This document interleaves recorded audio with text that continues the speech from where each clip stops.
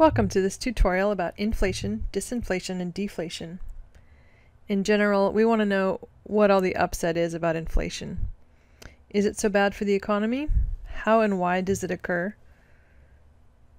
Is there a trade-off in the long run between inflation and unemployment, as we've argued that there is in the short run? What's the PHILLIPS curve, and what does that have to do with everything? How might we be limiting ourselves with expansionary policies because of the inflationary expectations? And then what are the dangers of even moderate inflation? Also to the point, why is deflation a problem? We hear that a lot less about that than we do about inflation, but deflation can be an even scarier problem. And then finally, what's the zero bound and the liquidity trap idea? So this is Zimbabwe, and this is about what you pay for a loaf of bread. What's wrong with this picture? Money seems to have lost its uses, right? It's losing value quickly. Something very strange must have happened to get us to this point. So on our way to looking for the causes of Zimbabwe's hyperinflation and how to prevent something like that in our country, we want to remember that our trusty aggregate supply and demand model can help us a little bit in our looking for reasons for inflation.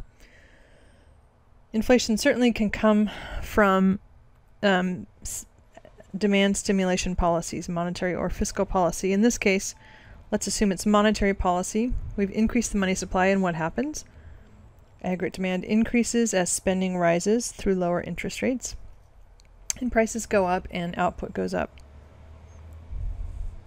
Is this the end of the story? Not quite. As prices go up, in the short run, wages are sticky, but in the long run, of course, wages do adjust upwards to match those new price increases. So as wages rise, cost of production rises, aggregate supply shifts to the left. And now we're no better off in terms of output than we were to begin with, but we have much higher prices. The classicals believed that this would happen pretty quickly, that we would move essentially from E1 to E3 instantaneously. Keynes held that that was not going to happen fast enough, that in the long run we're all dead. So we can start thinking about the short run versus the long run inflation. Now in general, a lot of people have clued into this. In general, money supply and inflation are related, especially in the long run, and especially in certain contexts. So in periods of high inflation, it's true money supply and consumer price index, which measures inflation, are pretty closely related. Here's a look at Zimbabwe's information. Now, how did that money supply begin to grow so quickly? Well, a lot of times government debt is the culprit. In the case of Zimbabwe, Robert Mugabe ends up, as many countries have done, paying off debts or just trying to enrich the ruling class by increasing money supply. And what we see is a pretty high inflation tax. The technical term for government enriching itself, or the revenue that the government receives from printing money, is seigniorage. Quick practice question. You can pause it here and answer the question. So what is this inflation tax? The inflation tax is the reduction in the real value of money held by the public caused by inflation. It's equal to however large your money supply is times the inflation rate. So you're holding dollars and they are losing 10% of their value per year. That's a 10% inflation tax. Some countries have been faced with high debt and the ensuing problems, for instance, interwar Germany. But the highest hyperinflation on record is Hungary's inflation. In 1945 and 1946, prices are doubling every 15 hours. You can see on the right the worthless Hungarian pengo being swept up in the streets. You've basically destroyed money as a unit of account, a store of value, and a medium of exchange for your economy. Here's Zimbabwe. So Mugabe rises to power, seizes assets, so there's some corruption and some strongman misbehavior. In the case of Zimbabwe, 80 trillion% inflation, and it's Robert Mugabe at fault. He seizes assets owned by the descendants of white colonists. It's a complex situation in former colonies like Zimbabwe. So reparations, seizing the land from the white colonists, not a problem in and of itself, but he gave them just to his friends. He gave these lands to his friends. Production fell. These people were not necessarily trained or ready to take on these farms.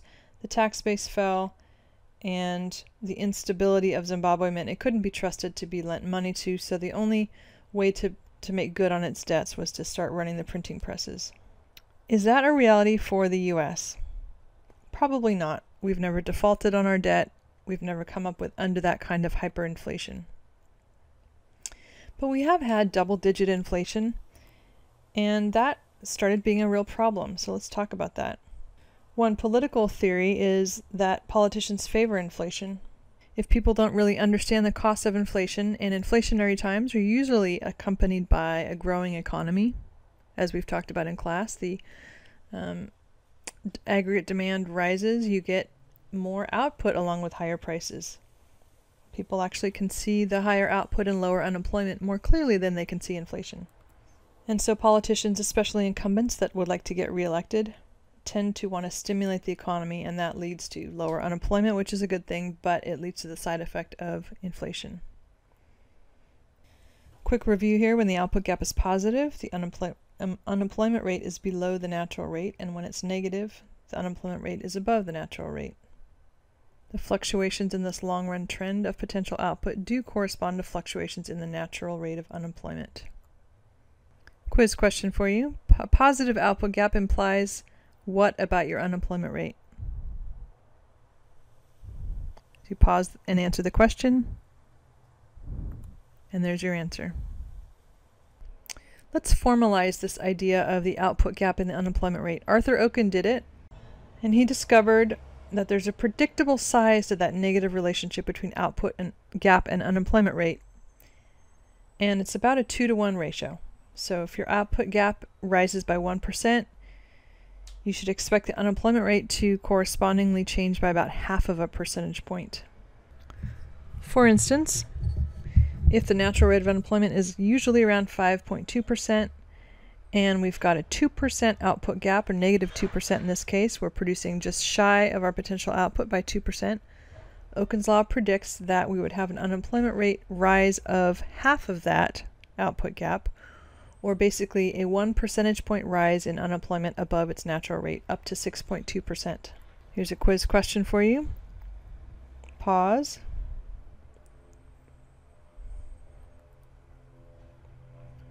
And there's your answer. One more way to formalize this relationship between unemployment and inflation is to actually graph those two on the axes. So inflation rate on the vertical, unemployment rate on the horizontal, and then plot your data points year by year. And you can see in the 60s, roughly, there's a negative relationship.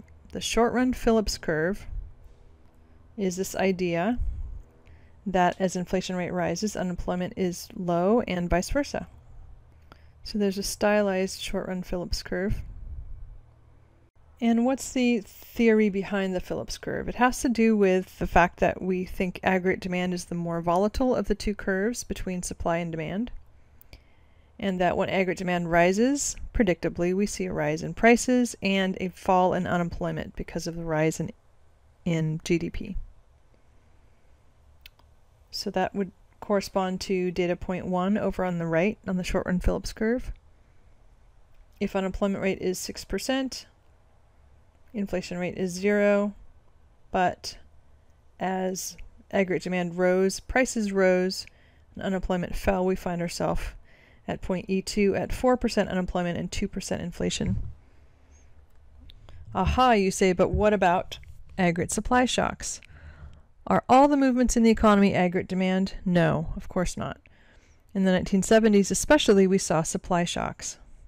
Can the Phillips curve explain what happens to inflation during supply shocks? Well, the trade-off between inflation and unemployment via the aggregate demand curve is not erased But if the aggregate supply shifts to the left and everything is just costing more, production costs are risen because the oil prices, in the case of the 1970s oil shocks, are higher, then you basically shift your short-run Phillips curve northward, where the inflation rate is higher at all unemployment rate levels. So every time the aggregate supply curve shifts, you get a new Phillips curve.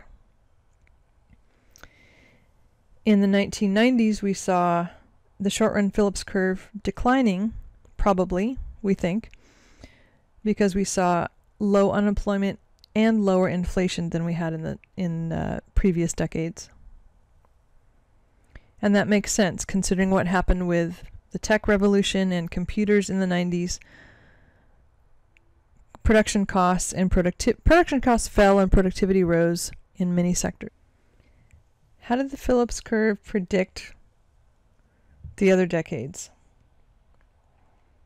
Well, in the 50s and 60s it did well, and then the 70s we had the oil shocks, and the Phillips curve must have shifted, because looking at the data points, you see the 70s being sort of higher overall inflation at similar unemployment rates than we had in the 60s. This freaked a lot of people out. It's got us worrying about inflation. So what do we do if inflation's been getting too high and freaking people out? Well, in the late 70s, we dealt exactly with that problem. Once inflation has gotten embedded in people's expectations, it can be difficult to get it back down. You can get in what's called a wage price spiral, where people expect higher prices every year, so they ask for a raise, and that raises cost of production, and so businesses will pass that increased cost of production on in the form of higher prices, and that requires raises for workers to afford those new higher costs of production and higher output prices. So the wage price spiral needs to get put under control. You can engineer a recession to do it, and this is what happened in the early 80s. So in the late 70s, because of the oil price shocks that had caused stagflation, rising inflation, along with unemployment, we basically slowed down aggregate demand and got a recession, but that brought inflation down. It was done mostly through monetary policies, and it indeed reduced inflation, but at a very high cost. This wasn't limited to just the US. This happened around the world as well. Now we turn to deflation, the last of the topics.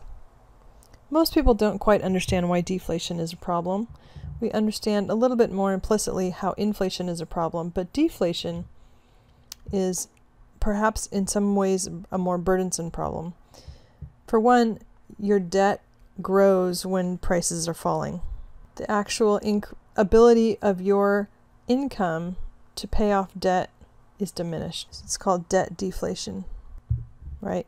If you owe $100,000 in debt and prices and wages are falling, you're going to be less able to pay off that debt every year.